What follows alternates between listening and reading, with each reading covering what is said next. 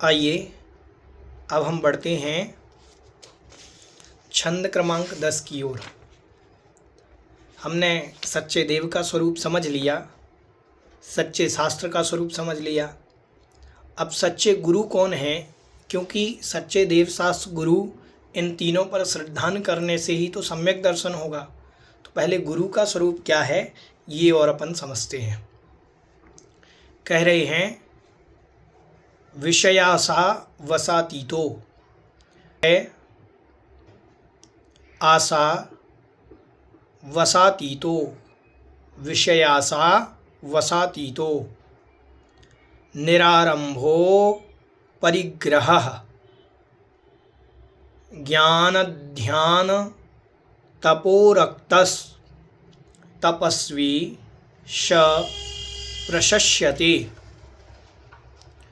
उच्चारण करेंगे विषयाशावसातीतो, निरारंभो परिग्रह, ज्ञान ध्यान तपोरक्तस्, तपस्वी श प्रशस्यते। विषय आशा, विषय मतलब पंच इंद्रियों के जो विषय हैं, उन पंचेंद्रियों के विषयों की आशा मतलब इच्छा, आशा मतलब इच्छा।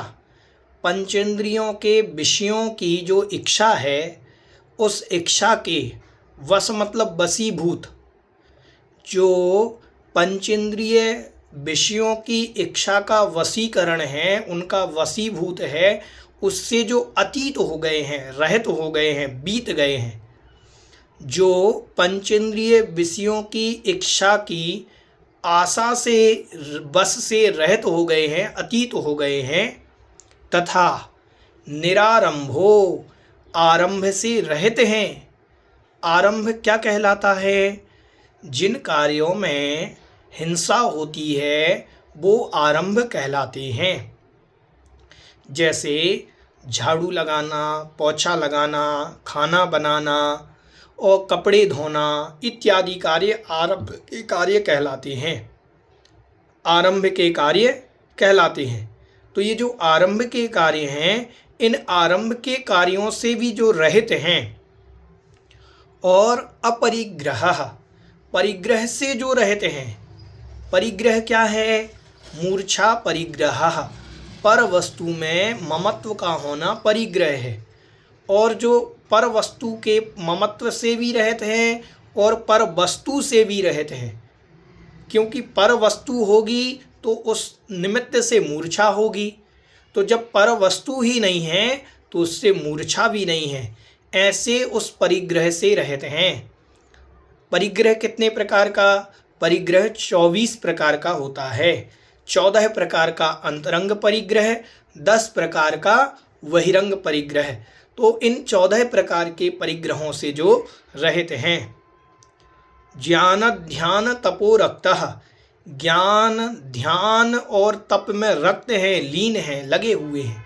ज्ञान ध्यान तप में जो लीन हैं, लगे हुए हैं, मतलब ज्ञान मतलब स्वाध्याय, ध्यान मतलब सामायिक आदि क्रिया, और तप मतलब अनशन, ऊनोदर, वृत्ति परिसंख्यान, आतापन योग इत्यादि योगों से तप करते हैं, वह तप कहलाता है। इनमें जो रक्त हैं निरंतर लगे हुए हैं, कभी स्वाध्याय में, कभी सामायिक में, कभी तप में। किन्हीं ने आज अनशन धारण किया, किन्हीं ने ऊनोदर धारण किया। इस प्रकार से तप को धारण करने वाले तपस्वी, वही तपस्वी कहलाते हैं, वही सच्चे गुरु कहलाते हैं, वही बीतरागी गुरु कहलाते हैं। सा प्रशस्यते, सा मतलब वही, प्रशस्यते मतलब प्रशंसा के योग्य हैं, वंदना के योग्य हैं, नमस्कार के योग्य हैं, वही सच्चे गुरु हैं। तात्पर्य क्या हुआ? जो 28 मूल गुणों का पालन करते हैं वही गुरु हैं। 28 मूल गुणों में एक भी मूल गुण यदि किन्हीं के कम होता है वो गुरु की श्रेणी में नहीं आते। इसीलिए समंतभद्र महाराज स्पष्टतया कह रहे हैं कि पंचेंद्रिय विषयों की आशा से रहित हों, और जिनके पंचेंद्रिय विषयों की आशा पलती है वो कभी मूल गुणों का पालन नहीं कर पाते। इसीलिए पंचेंद्रिय के विषय जितने भी हैं, स्पर्शन रसना घ्राण, अब स्पर्शन इंद्रिय कह रही है कि मुझे गर्मी लग रही है, मुझे एसी लगाओ, कूलर लगाओ, पंखा लगाओ।